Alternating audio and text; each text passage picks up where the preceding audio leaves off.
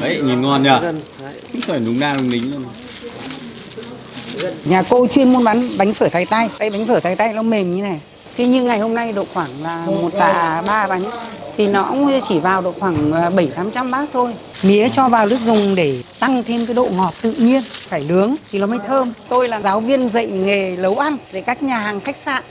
Và tôi là trong 10 chuyên gia đầu tiên của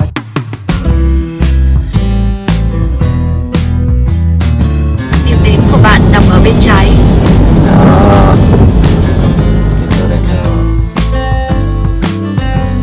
Hello, xin chào tất cả các bạn nhé. Chào mừng các bạn đã quay trở lại với cả kênh Hà Nội Food.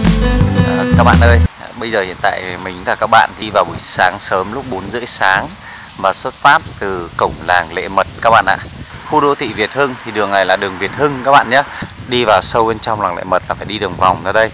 Thì trong clip này thì mình sẽ chia sẻ cho các bạn một quán phở đông khách và bán lâu năm rồi. Ngày trước là mình làm ở ngõ 1 Việt Hưng là ở đầu kia kìa, thì mình rất là hay ăn ra ngoài làng này để mình ăn ở cái quán phở này. Đây chính là cái quán phở mà đông khách nhất khu vực Việt Hưng luôn. Thì hôm nay là ngày hôm nay mình sẽ chia sẻ cho các bạn về quán phở này các bạn nhé. Thì hôm nay chúng ta tìm hiểu, bạn nào mà có việc gì đi chơi đâu đó hay đi làm gì ở quanh khu vực Việt Hưng này, chúng ta cũng có một cái địa điểm để chúng ta trải nghiệm, tìm hiểu. Bây giờ mình và các bạn thì vào quán phở các bạn nhé. Hôm nay thời tiết lạnh quá các bạn ạ, rét căm căm luôn. Mà hôm nay mình và các bạn đi ngoài chỉ có 11 độ thôi, mà đường thì nó lại còn có cả mưa bóng mây, mưa phùn nữa, nó rất là lạnh.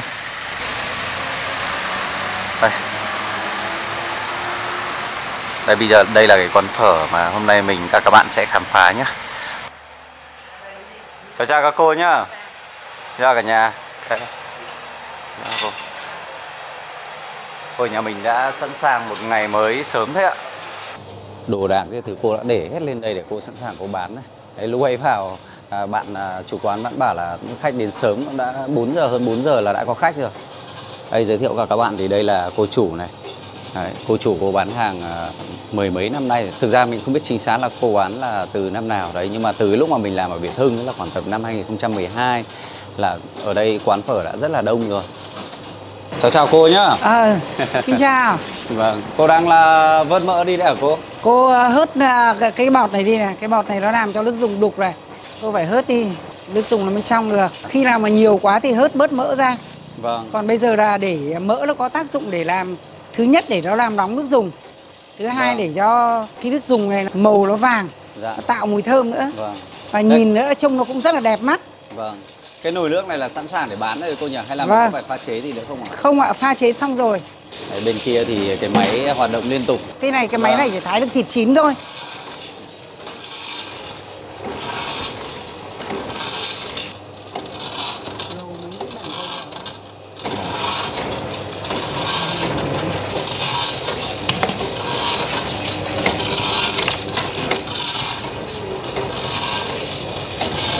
Ở bên này anh đã thái xong rồi này. Nhà mình ngày nhiều gầu vàng này không hả cô? Mỗi một ngày nhà cô có khoảng 35 đến 40 cân thôi. Không có nhiều, người ta cũng chỉ cho được như thế thôi. Dạ vâng. Mình có muốn lấy hơn cũng không lấy được. Vàng mà nó phải cầm lên khi thái xong rồi nó phải hơi cứng. Vâng. Hơi cứng, nó dẻo dẻo như này. Nhưng mà nó mềm, nó ặt quá là gầu không giòn. Miếng này cũng trông thế thôi nhưng mà miếng này cũng rất là giòn. Đó là cái gầu mỡ trắng. Vâng. Đây, còn đây là gầu mỡ vàng. Đấy. Còn đây là tất cả các cái miếng gầu, khi nào ăn đến đâu thì khi nào hết thì lại thái tiếp. Thì mình lại thái tiếp. Để cho nó không bị khô. Vâng. Nhà mình mở ở đây được bao nhiêu năm rồi cô nhỉ? Tháng 11 vừa rồi là được 10 năm. Thực ra là phở là chỉ là nghề tay trái. Còn chính thực ra là tôi là giáo viên dạy nghề nấu ăn để các nhà hàng khách sạn. Và tôi là trong 10 chuyên gia đầu tiên của trường trung cấp nghề nấu ăn. Wow, chuyên gia nấu ăn. Đang được tiếp cận chuyên gia. Vâng. Thế bây giờ thì cô còn làm cái nghề đấy không? Hay là bây giờ tôi về hưu rồi. Thế thì tôi quay ra tôi mở cửa hàng phở cho gia đình. Thế ạ? Còn thực ra là ở bên Hà Nội cũng bán từ những cái năm mà 97, 98 đã bán rồi, đã bán ở bên Odomac rồi. Thế ạ? Lúc đấy là cô bán ở đây, cô bán gì ạ? Đấy là mẹ tôi bán. Vâng. Mở cửa hàng cho mẹ tôi và mợ tôi bán, cũng bán phở này. Thế thỏa nào mà cô bán đông khách thế. Vâng. Các cháu thấy là nếu mà cái nghề đấy thì cô sẽ biết nấu rất là nhiều món đúng không? Vâng, đúng là Nấu cái rất nghề là của nhiều tôi món. mà. Vâng. Thế tại sao cô lại chọn cái món phở này để cô bán? Trong bao nhiêu năm trong nghề thật đấy, nhưng mà thực ra là cái thích nhất là tôi vẫn là thích về những cái món quà sáng, làm Vâng. những cái món mà liên quan đến nước dùng là tôi thích. Nhà mình đây có khách sớm nhỉ cô nhỉ? Khoảng 5:30 là có khách rồi. Đây là bánh phở Thái Tay. Cửa hàng của nhà cô chuyên môn bán bánh phở Thái Tay. Vâng. Đây bánh phở Thái Tay nó mềm như này. Dạ. Mềm Đây các như bạn này. nhìn cái sợi phở Thái Tay thì nó khác so với cả Nó cái to máy. hơn Vâng. cái máy. Dạ vâng, đúng rồi. Đấy, nó to Bản nó hơn to cái hơn máy. tí cô Bản nhỉ? nó to hơn. Cái này là bao nhiêu năm nay là nhà cô toàn dùng cái phở Toàn này dùng này? bánh phở này. Nó không đều tăm tắp như là thái máy được. Vâng. Đây, nó không đều được. Vâng. Như thế này. Nhưng mà ăn cái bánh phở này thì nó không bị nhũn, không bị rát, không bị gãy. Đây các bạn Cái nhìn này, phở. cái phở Thái Tay như Nó mình sóng này. nó sóng với cả nó có những cái phần to nhỏ nó không đều. Còn nếu mà thái máy là nó đều tăm tắp. Nó đều tăm từ tắp. đầu đến cuối. Nó như luôn. là sợi mì. Bây giờ hiện tại nó đang đóng này từng cục một như thế này thì có sợ là tí nữa là mình cho vào bát thì nó sẽ không Không, rời ra nhỉ? nó rời ra. Như thế này thôi, nhưng mà tí nữa trần là nó vẫn cho vào nước nóng trần thì nó vẫn ra. Vâng. Đấy, còn trừ khi là nó dính vào to quá thì chúng ta cũng có thể lấy tay tách ra để cho nó nhanh. Theo một ngày thì mình bán khoảng bao nhiêu cân phở hả cô?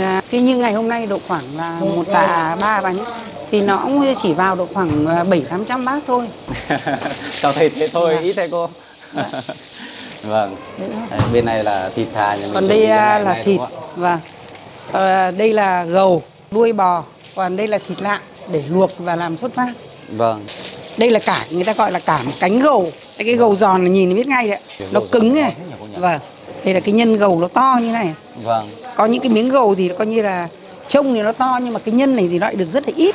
Đúng rồi, cháu thấy là đa số là khi mà cháu gặp là có khi là chỉ được một phần thôi. Đúng rồi, nhưng mà đây là cái gầu này nó rất là đặc biệt, nó to.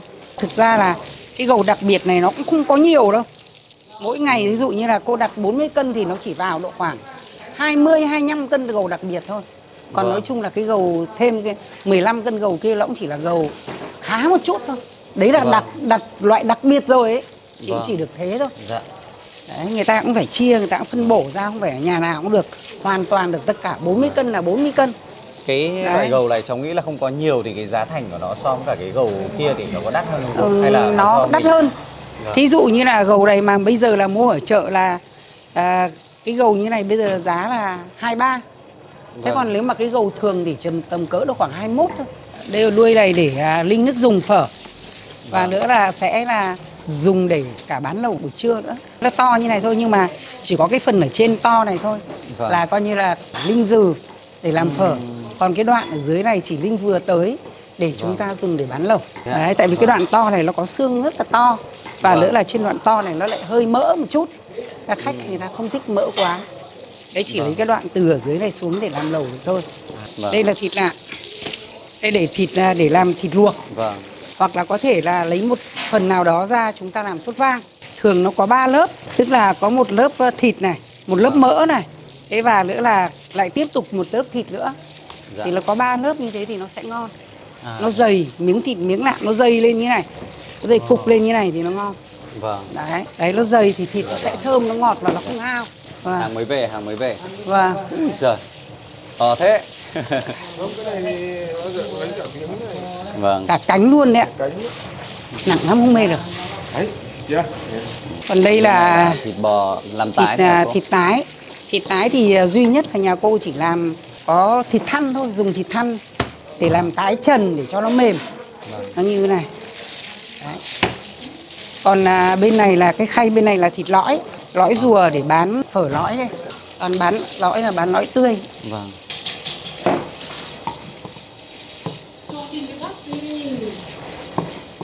Cái này thì cái thịt tái này và thịt lõi này chỉ thái tay được thôi và không thái máy được. Thái máy thì nó không, cái miếng nó không đẹp. Đấy, nó hay bị vụn. Thái máy là chỉ có cái thịt mà cho vào tủ Thịt mát nó tủ cứng mát tí nó đúng cứng không? rồi, luộc rồi thì mới được. Đấy, đi nhìn cái miếng thịt nó to, nó mỏng mà nó to bản như thế. Chỉ khi trần vào cái son nước phở thì cái miếng thịt nó rở bung ra. Đặt vào trong cái bát nhìn nó rất hấp dẫn. Thái cái khó nhất là thái cái thịt này. Nó nhiều gân này là thái nó dai, mà lại yêu cầu của cái thịt này phải thái mỏng. Thái miếng thịt lõi này mà thái dày thì coi như là trần nên nó dày cùng cục ấy, ăn lại bị dai, nó lại không giòn nữa. Vâng. Đâm ra phải thái mỏng thì mới giòn. Cô về hưu lâu chưa hả cô? Cô về hưu từ năm 2012. Thế là lúc về hưu cái là cô chuyển ra là cô mở cái này. Thế ạ. Vâng. Thế lý do gì mà cô lại mở khu vực Việt Hưng này cô? Bởi vì cháu thấy khu vực cái năm mà cô mở ở đây ấy, là nó khá là vắng đúng không ạ? Nó khá là vắng đấy, chứ nó không như bây giờ, chưa phát triển như bây giờ đấy. Mà thực sự ra là cái cơ duyên mà tôi cũng không phải cơ duyên gì đâu. Là tôi có một anh bạn, anh ấy rất là thích làm phở. Vâng. Đấy, chính cái cửa hàng phở này là của anh ấy. Thế Và tôi là người coi như là dạy anh ấy. Ban đầu tôi là người, anh cũng là người rất cẩn thận, anh cũng đi học hỏi rất nhiều nơi về phở. Vâng. Thế trong đó là có tôi dạy anh ấy. Vâng. Thế sau khi thì một thời gian sau thì nhà anh có việc bận, là anh không làm nữa. Vâng. Anh không làm nữa thì mẹ anh ấy nói rằng là có để lại cái cửa hàng phở này cho ai cũng tiếc. Mà thôi thì tốt nhất là gọi cô Dung. Coi như là nhượng lại cho cô ấy là hợp lý nhất. Dạ. Thế thì thực sự là tôi sang bên này tôi thấy là tức là nó rất là thoáng mát, rộng rãi. Vâng. Thế là tôi nghĩ là làm được, thế là thì tôi nhận. Thế từ bây giờ thì coi như là tôi quay sang bên này tôi làm phở luôn từ năm 2013. Cháu thấy là cái nghề bán phở này nó rất là vất vả. Cái lúc mà cô nhận lại cái quán phở này, cô có lo lắng gì về cái công việc mà mình sẽ làm sắp tới không ạ? Thực sự ra cũng lo chứ. Tại vì là thứ nhất là nó xa nhà. Nó xa nhà tại vì tôi ở bên Kim Ngưu cơ. Kim Ngưu mà sang đây là cũng phải chục cây chứ cô nhỉ? Vâng, chục cây đấy. Nó thứ nhất là nó xa nhà. Vâng. Cái thứ hai nữa là lúc đầu mới đầu ở đây thì nó mới, nó là quận mới nên nó vắng. Thì cũng nghĩ rằng là mình phải có thời gian. Tức là thời gian phải làm quen thì dần dần mới đông được.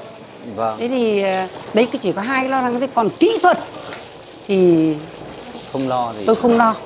Bởi vì ở bên Hà Nội là tôi đã làm phở nhiều lần rồi, mà đã từng xuống xưởng thực hành bán phở, tự tay làm phở, bán phở được 7 năm rồi.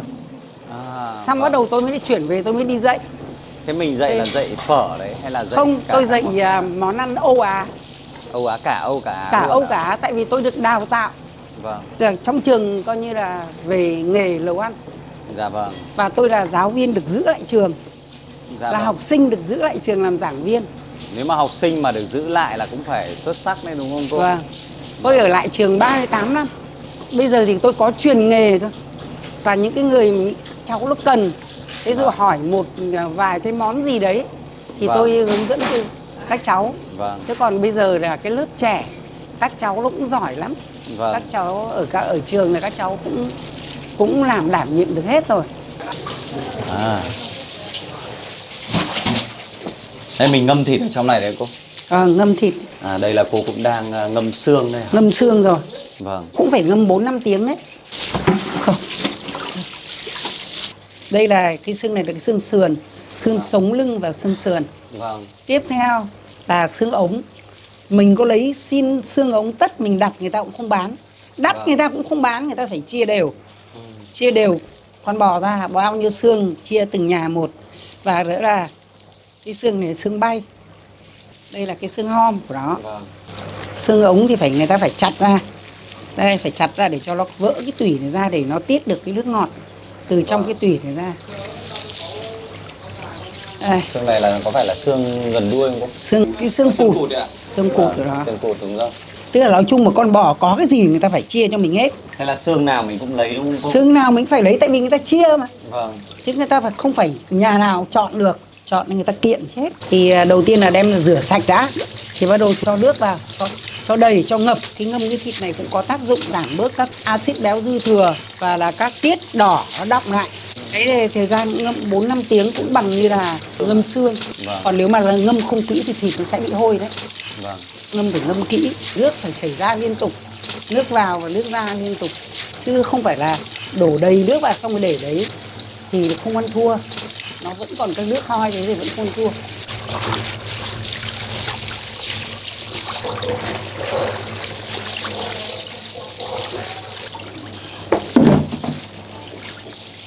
Thấy nước thì nó mới hết được, loại hết được các cái mùi hôi được. Xong chúng ta lại cho vào nước mới.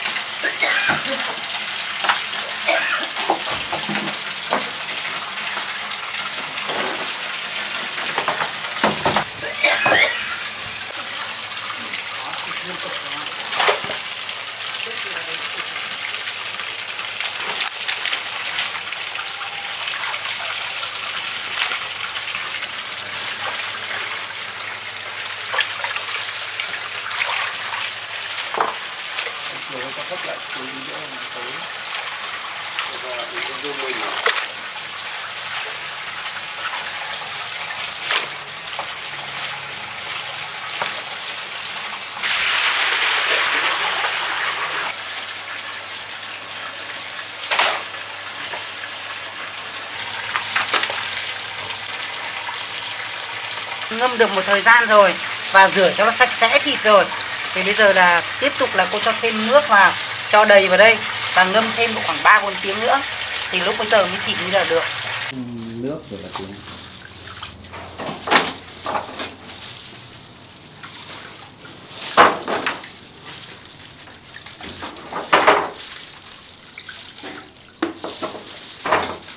Cái xương này xếp đầy cái chõ này luôn em nhỉ? Vâng.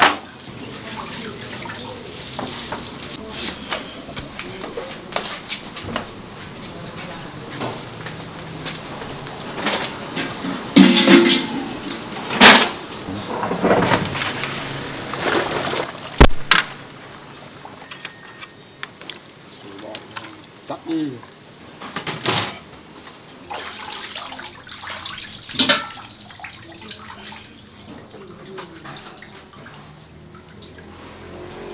Bây giờ lọc cái gầu. Em pha nhỏ ra để luộc cho nó nhanh chín em. Vâng ạ.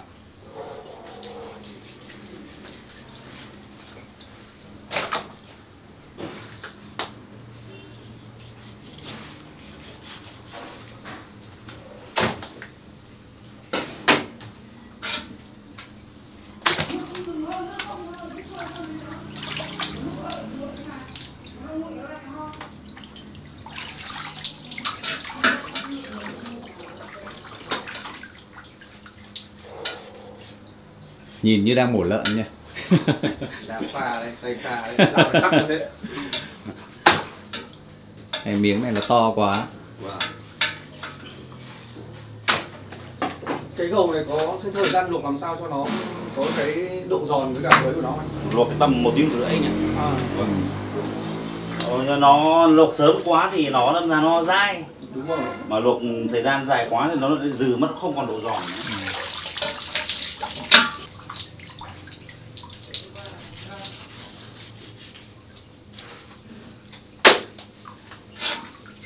Sẻ thịt. Gạo vẫn ra nhỉ.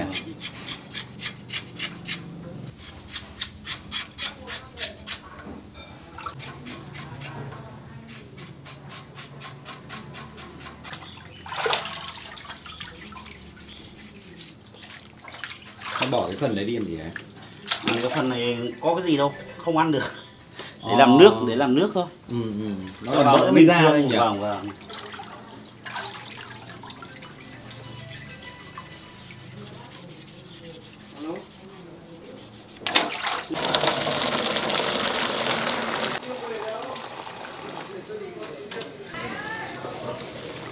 Đây là cái chõ gì đấy anh? Chó gân ạ. À, gân mình vừa luộc à? Vâng.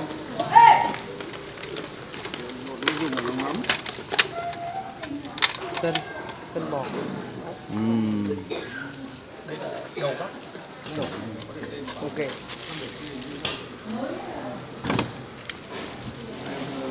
Đấy, nhìn ngon nhờ. Gân. Đấy. Không phải đúng na đúng nính luôn.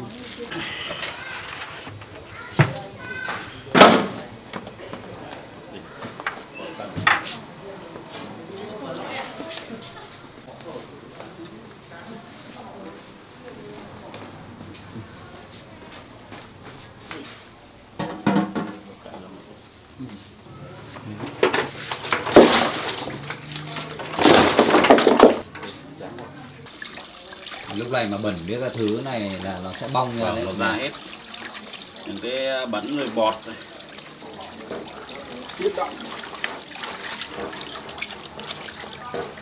Các cái máu tít đông ấy, tít nó trong xương nó ra.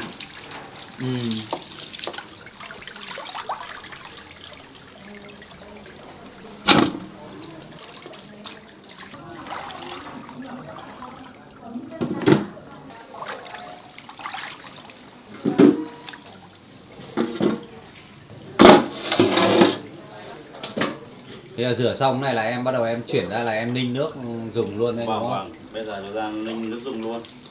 Ninh từ giờ đến sáng mai luôn. Khi nào sáng mai là 10 mấy tiếng luôn à? Vâng, khi nào mình dậy mình bán hàng là lúc đấy mình tắt xương mình cho ra luôn.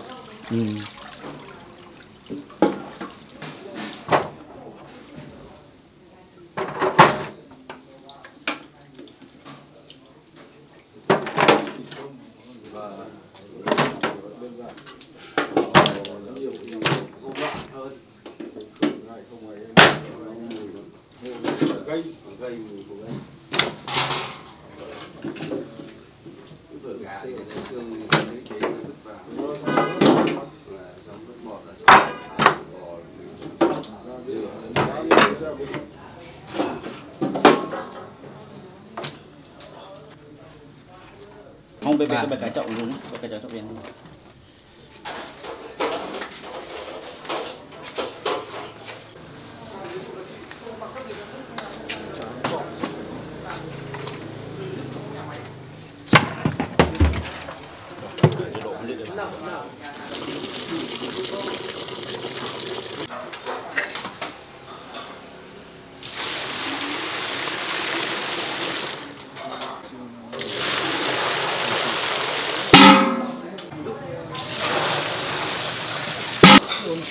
Nước sôi nhỉ, nước sôi. Chỉ nước trắng thôi đúng không?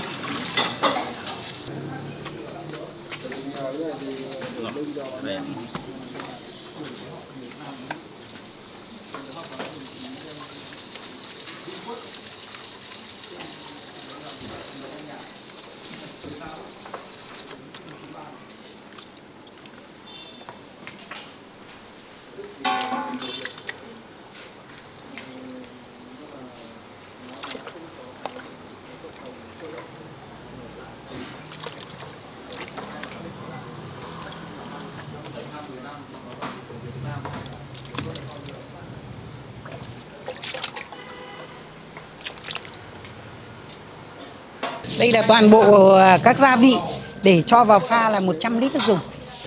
Hành khô nướng, đập dập. Hành khô phải nướng thì nó mới thơm. Đập dập. Gừng nướng đập dập. Và nữa là gừng không nướng đập dập. Mình để vừa gừng sống với cả không nướng. Và gừng sống đập dập. Tiếp đến là hoa hồi, thảo quả, quế chi. Đây là thảo quả. Vâng. Chúng ta rang thơm. Sau đó là đập dập thả vào đây thì nó mới thơm được. Còn nếu mà rang rồi nhưng mà không đập nó cũng không thơm. Mùi nó sẽ kém. Vâng. Cũng tương tự, hoa hồi chúng ta cũng cho vào, chúng ta rang thơm. Và hoa hồi này thì nó có từng nhánh như này rồi thì không cần phải đập nữa. Cứ thả như này vào là được. Hoa hồi. Vâng. Rang thơm.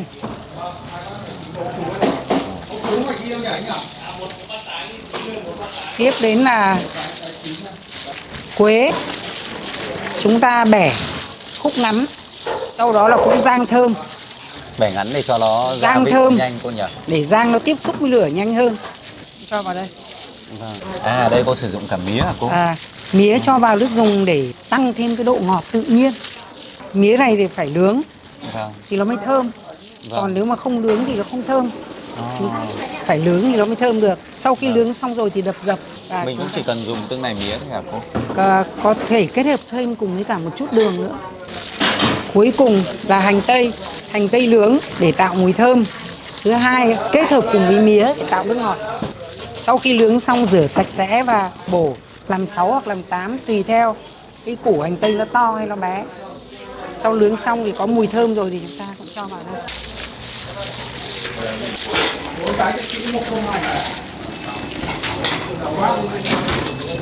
Tất cả các loại nước luộc thịt, luộc xương chắt ra cho vào đây. Và cùng với nước lã cho vào để nó đủ là 100 lít. Thường là nhà hàng thì ví dụ như là 500 bát phở thì nhà hàng chỉ pha, thường là pha 400 thôi. Còn 100 bớt lại thì vì nhỡ là sợ là bán chậm, bán không hết. Thế còn lại 100 là pha sau. Thế sau khi mà bán hàng mà cứ dần dần hết thì bắt đầu chúng ta sẽ pha tiếp.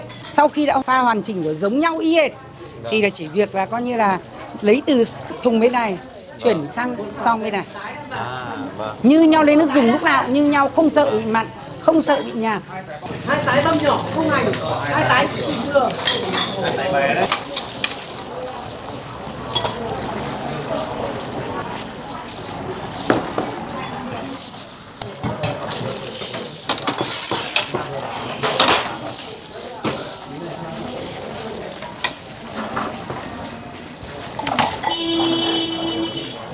Hai tờ chín.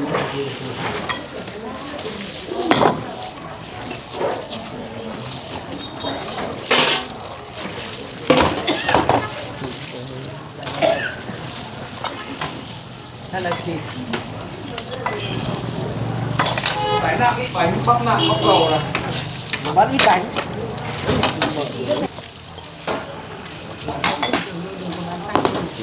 Không, bát này là nạm không? Là tái nạm và bắp nạm. Đây là tái nạm. Sao? À, tái bây giờ mình mới trần. Vâng. Em thấy nhiều quá là cho vào này.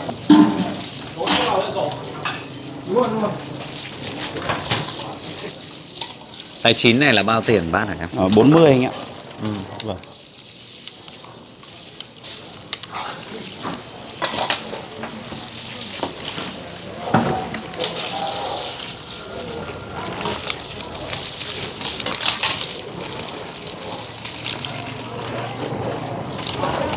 Bánh nhỏ, tái chín nhỏ.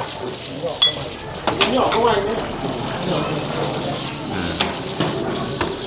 Bát nhỏ là kích cỡ bát cũng nhỏ hơn luôn bát đấy. cũng nhỏ hơn ạ. Vâng. Bát nhỏ này thì bao nhiêu tiền đấy em? 30 anh ạ. Có nhiều người ta gọi bát nhỏ này không? Cũng hầu như là trẻ con đến ăn là gọi bát nhỏ anh.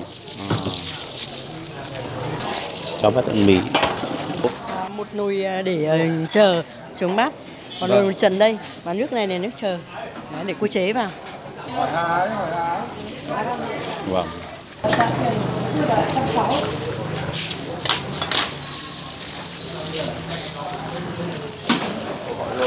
Rồi luôn đi. Một tái chín này, một chín này, một bắp nạm nữa.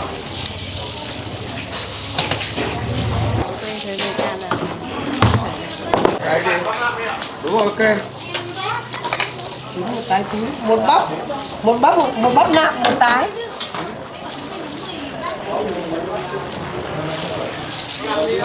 Bắp nạm. Vâng, mình bán hết thì mình lại lấy tiếp anh.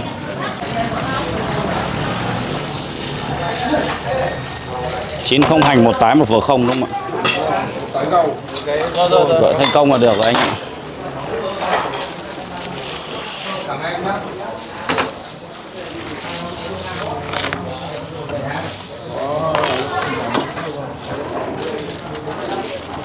Cầu.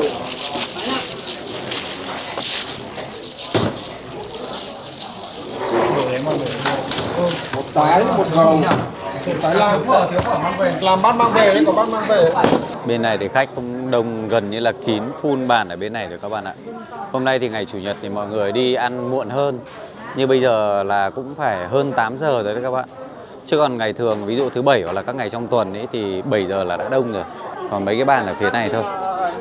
Chủ yếu là không gian ăn chính thì ở phía bên này. 2 lõi nhá.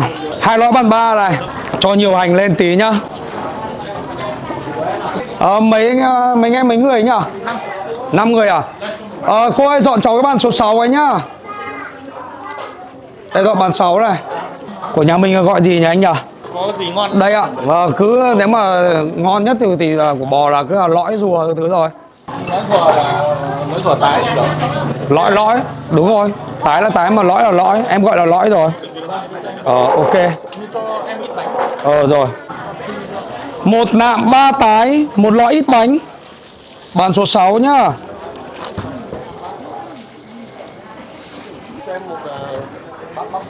Một bắp gầu của em này.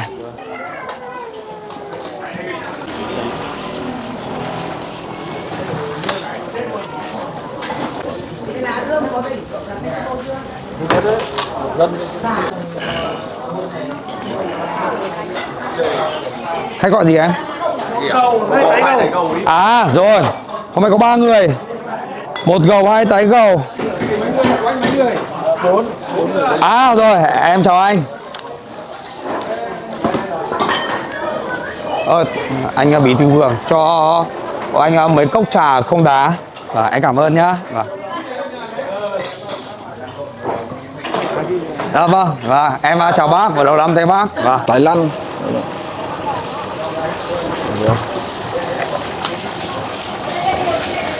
Cho mỡ nóng già lên rồi cho tỏi vào, phi vàng.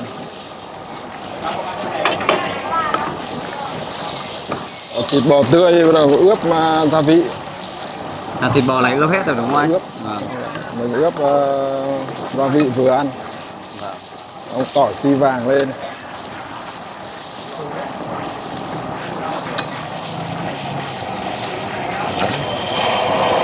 Thái Lan rồi cho lửa hơi to lên chút để thịt nó không bị dai. Đấy, chín xong rồi.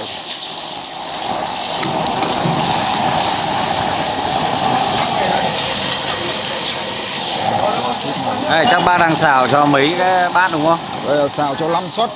5 suất chỗ này. 5 suất. Thế là xong rồi, thế là thịt thái tắt bếp. Thơm đấy nhỉ.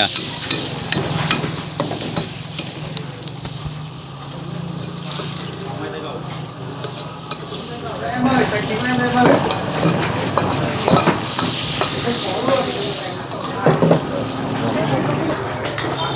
Đang bắt Thái Lan vào. Thái Lan này là giá rổ nào đây này? 50 anh ạ.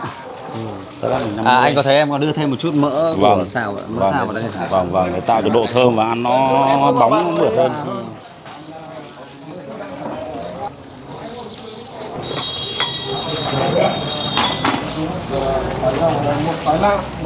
Còn tôi đang làm 4 tay gầu đấy mà. Cái phiếu là 4 tay gầu đấy.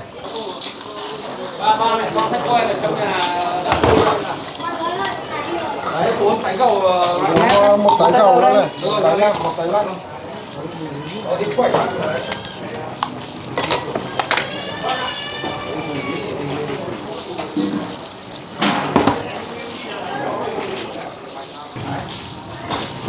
Nó cũng hơi béo béo đúng không? Cho nó hơi béo một tí.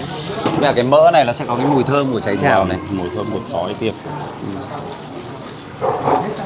2 tái gầu. Nha, số vàng đợi.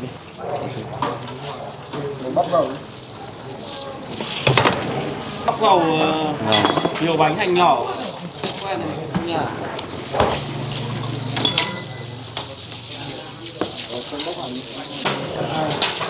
Bát sốt vang này thì bao nhiêu tiền đấy? 50 anh ạ.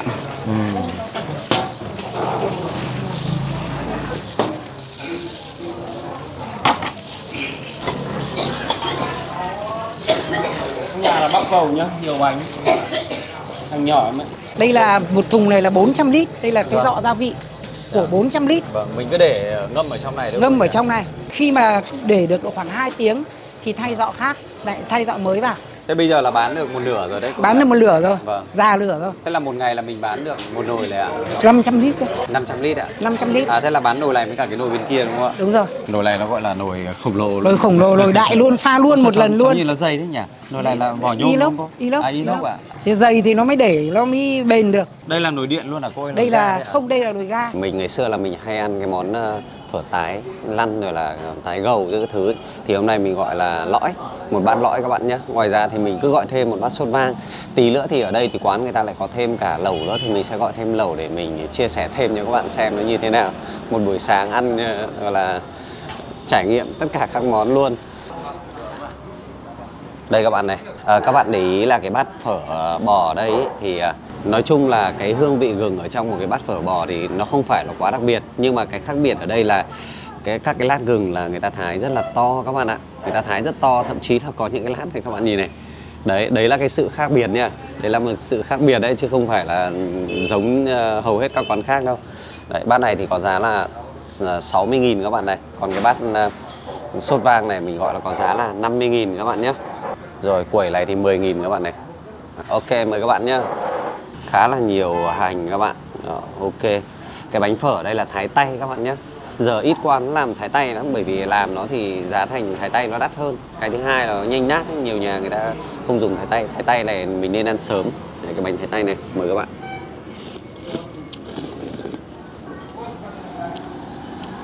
Nước phở ở đây thì ăn rất là ngọt luôn các bạn ạ. Cái quan trọng là ăn nó không bị gây ấy, không bị gây nhiều, mà nước rất là ngọt. Nó là cái nước ngọt xương nhiều ấy.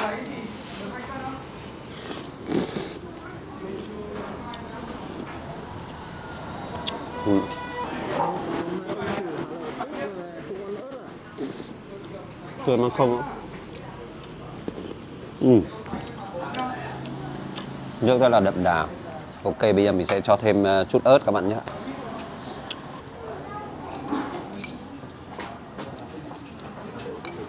Ngoài ra ở đây thì còn có mắm này. Đấy, một lọ mắm này, giấm tỏi này. Nói chung là cũng thế, giống các quán khác các bạn nhé. Cho thêm một chút. Đấy, nhìn nó đẹp, vừa đẹp mà mình ăn này mình cũng thích. Mình đi ăn kết hợp hai cái loại ớt này. Ok, ăn cái này trước xong mình sẽ ăn sốt vang nhá.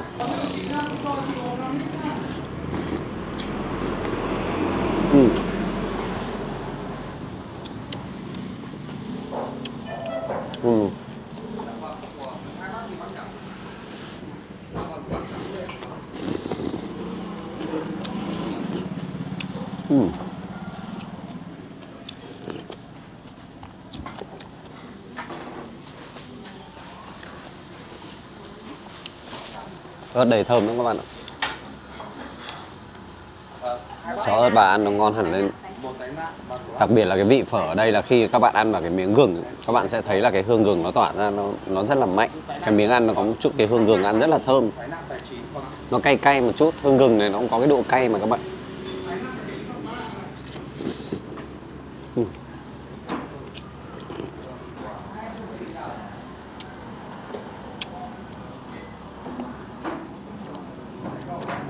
Chung là bây giờ cũng lâu năm rồi mình quay lại đây mình ăn ấy, phải 3-4 năm rồi. Nhưng mà mình thấy là cái vị phở này nó vẫn như xưa.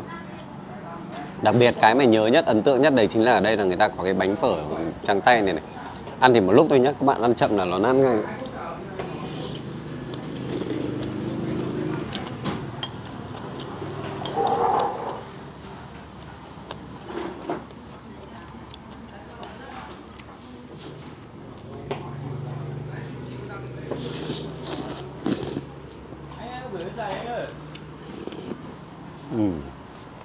Ngon. Cho cái quẩy.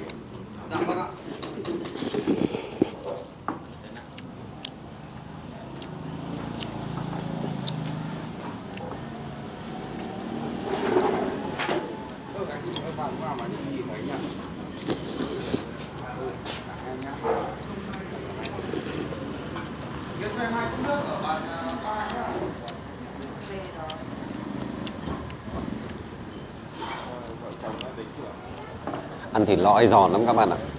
Cái miếng lõi của nó như này mà. Chung là các bạn ăn bắp nhiều thì các bạn biết rồi, nhưng mà lõi nó còn chất lượng nó đều hơn.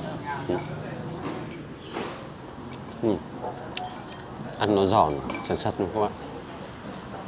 Giòn, có chút bên trong có chút gân, hơi dai dai.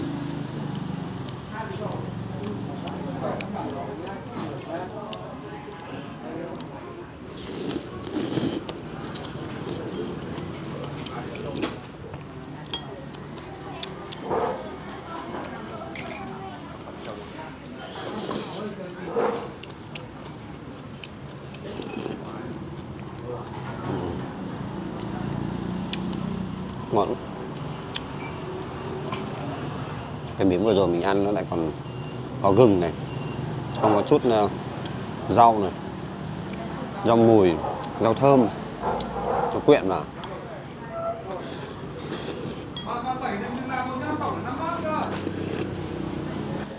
Mình nghĩ với cái độ đậm này thì bạn nào ăn nhạt thì có thể nó chỉ hơi nhỉnh hơn, các bạn cảm thấy nó hơi đậm đà một tí thôi. Chứ còn đối với cái đậm này các bạn không cảm thấy nó bị mặn không? Ngày xưa ở Việt Hưng này làm gì có nhiều quán xá đâu các bạn. Ngày xưa hầu như một tuần mình chỉ ăn 3 buổi ở đây. Xong có cả một cái quán gà Mạnh Hoạch nó gần chỗ công ty mình ấy. Nó nằm giữa cái đoạn này với cả cái đoạn công ty mình ở ngõ 1 Việt Hưng, có quán gà Mạnh Hoạch cũng khá là ngon. Nhưng bây giờ thì hình như người ta cũng không bán nữa rồi. Mình thích cái hương vị gừng ở đây các bạn ạ. Mình thích hương vị nó mạnh của gừng. Thỉnh thoảng nó lại sực lên cái hương vị gừng mạnh như thế, ăn cũng rất là ngon. Cái ăn xong mình vẫn cảm thấy nó kiểu nó hơi thòm thèm ấy. Hay là tối qua mình ăn ít quá nhỉ? Sáng nay mình đói, bây giờ mình bỏ sang bớt sang đây, mình sẽ trải nghiệm cái bát sốt vang. Sốt vang ở đây thì cũng chia sẻ thật với các bạn, sốt vang với cả lẩu là mình chưa bao giờ mình trải nghiệm đâu nhé. Nhưng mà đây là mình trải nghiệm để chia sẻ cho các bạn. Có ngon hay không thì hoặc là như thế nào đấy thì có thể biết đâu lại có thêm một cái món ngon để các bạn lựa chọn nhỉ các bạn nhỉ. Đây sốt vang đây này các bạn này. Về các bạn thì nước phở sốt vang đây thì nhìn nó có vẻ nó cũng hơi trắng. Cái nước phở sốt vang này lấy chung với là cái nước phở kia. Sốt vang ấy, người ta cho thì sốt vang và cũng ít nước sốt, không nhiều nước sốt, thế nên là cái màu của nó cũng không thay đổi nhiều. Nước thì nó có độ ngọt, nó cũng khá là giống so với cả cái bát phở vừa rồi mình ăn ấy. Cũng như thế, phải chăng nó hơi lai lai một chút cái hương vị của sốt vang nhưng mà gần như là không nhận diện ra. Ok, mình sẽ cho một chút cái... Ôi nhiều quá. Chết rồi. Cho vào nhiều quá. Làm thêm tí tương ớt, tương ớt đây ăn thơm, cho vào ăn thơm ngon. Nó tôn được thêm cái vị của phở lên. Tương ớt quan trọng lắm các bạn nhé. Mình nghĩ đa số các bạn biết rồi nhưng mà mình nói cho các bạn không biết thôi. Tương ớt này nếu mà nó vào phở nó không hợp, nó phá vị phở ấy. Nhiều tương ớt thì nó bị chua thêm, nhiều tương ớt thì nó lại có cái vị nó nồng, nó khó ăn. Có những cái tương ớt thì nó lại quyện với phở ăn nó rất là ngon, cho vào phát ăn khác hẳn cái vị của nó thay đổi. Hoặc là lên một cấp độ mới luôn các bạn. Nhìn cũng ngon phết nhỉ, cho ớt nào đúng kiểu màu ra màu sốt vang đấy. Sốt vang ớt. Ok, mời các bạn nhé.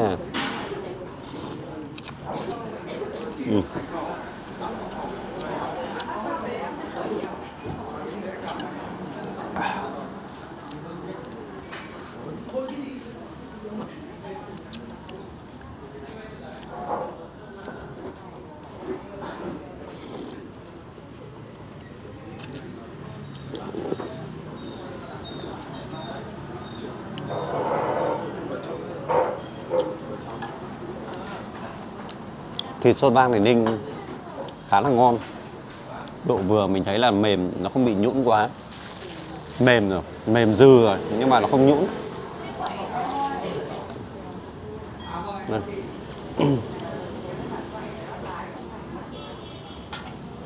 Thịt rất là vừa, mình nghĩ ninh này là vừa này. Giờ tí nữa là nó thành nhũn. Mà cái nước phở nước phở này khi mà cho thêm một cái chút vị sốt vang ấy, tự nhiên đầu mình nó nghĩ theo một cái chiều hướng sốt vang. Và với cái hương vị sốt vang thì mình lại cảm nhận là kiểu như là cái vị đậm cũ ấy, thì nó lại trở nên nó hơi bị đậm, nó nhiều là hơi bị dư mặn so với cả cái vị sốt vang ấy. Nhưng mà vị sốt vang thì nó nhạt nhòa, nó không đậm đà lắm.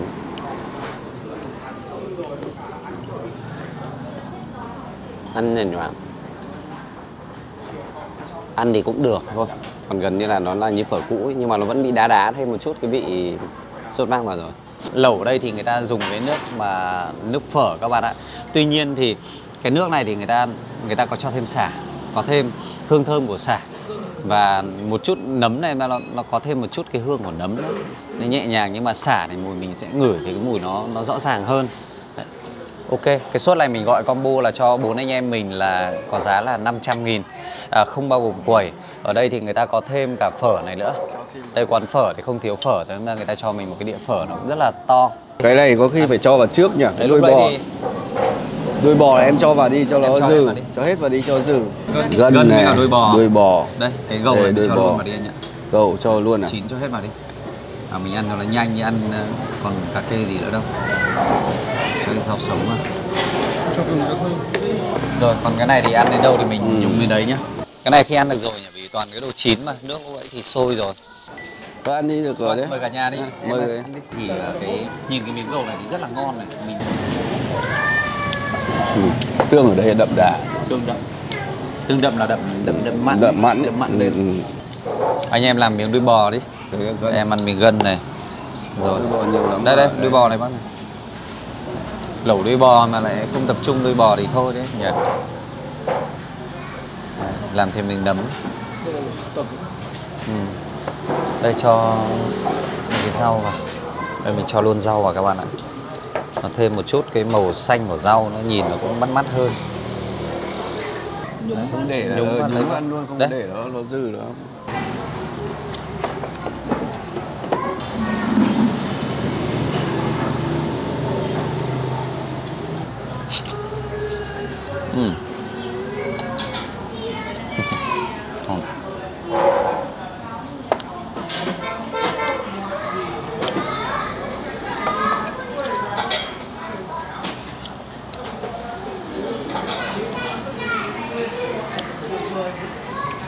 Ăn miếng đuôi bò ngon, ăn nó giòn giòn, thơm.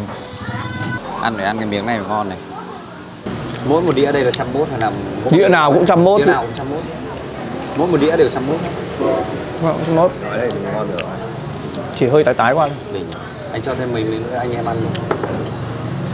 Nhiều quá là chín rồi. Ở cái gân này. Này Dũng ơi, thử cái này chưa? Thì ăn này thì nó được. Đây. Đây anh cho em ít này. Bò chấm tương này nó rất là hợp.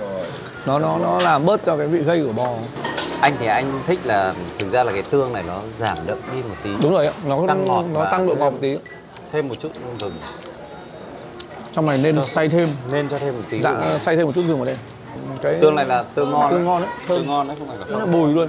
Như em thì em không thích ăn đường nhiều nhưng mà có thêm một tí vào đây nữa. Tí nữa thì là Thêm một tí. Nhưng mà nếu mà ở đây họ bổ sung thêm là họ để thêm một cái đĩa gừng thái mỏng ấy ở ngoài để mà cho thêm vào đây. Ăn vừa thêm một cái Chính vị xác, khi mà mình chính chấm xác. anh nhá. Đúng rồi. Anh chấm miếng bò anh cho thêm gắp thêm một miếng gừng đấy vào ăn nó rất là cái dậy cái vị lên. Đúng rồi. Và cái thứ hai là nó cũng sẽ thơm hơn rồi. Phần tăng ngọt mà chỉ cần giảm mặn thôi. Giảm một chút. Muốn giảm ngọt, giảm mặn hoặc là tăng ngọt lên mới giảm được mặn. Tương người ta đã nấu như thế này rồi. Tương này là chắc là người ta sẽ không cho đậm thêm vào đâu mà đây là tương là thế.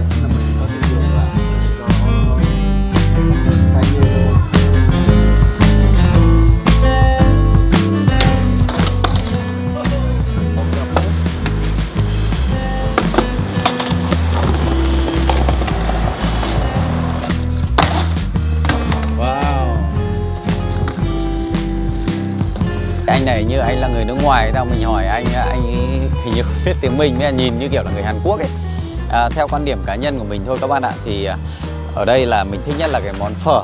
Vẫn như phở ngày xưa mình ăn như thế nào bây giờ mình vẫn cảm thấy thế. Ăn nó đậm đà, cái hương vị nó đậm đà nhưng mà nó không bị nồng gây của vị bò nhiều. Thịt bò thì ăn thơm, tươi.